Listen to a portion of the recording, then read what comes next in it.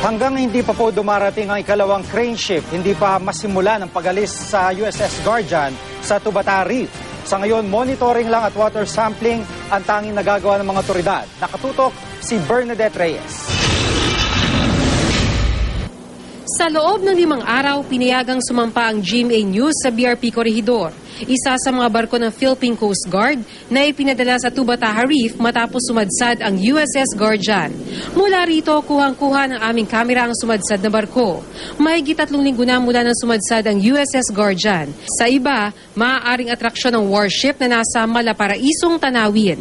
Pero para sa nakararami, bangungot ang pagsadsad nito. Bawat hampas ng malalakas na alon, kakabit ang pangambang lalong lumaki ang pinsala sa bahura. Ang crane ship na Smith Borneo, ilang araw nang pilit inaangkla ang dambuhalang barko sa lugar.